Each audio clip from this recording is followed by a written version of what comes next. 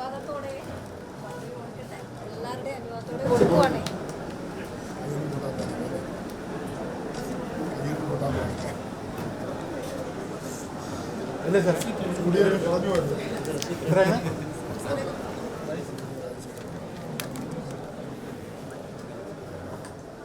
ഐഷ കോശി എന്ന എന്നെ കേരള നിയമസഭയിലെ അംഗത്വം വഹിക്കുന്നതിനൊരു സ്ഥാനാർത്ഥിയായി നാമനിർദ്ദേശം ചെയ്യപ്പെട്ടിരിക്കുന്നതിനാൽ നിയമമനുസരിച്ച് സ്ഥാപിതമായിട്ടുള്ള ഇന്ത്യൻ ഭരണഘടനയോട് ഞാൻ യഥാർത്ഥമായ വിശ്വാസവും നൂലും പുലർത്തുമെന്നും ഇന്ത്യയുടെ പരമാധികാരവും അഖണ്ഡതയും ഞാൻ നിലനിർത്തുമെന്നും ദൈവത്തിൻ്റെ പേരിൽ സത്യപ്രതിജ്ഞ ചെയ്യുന്നു.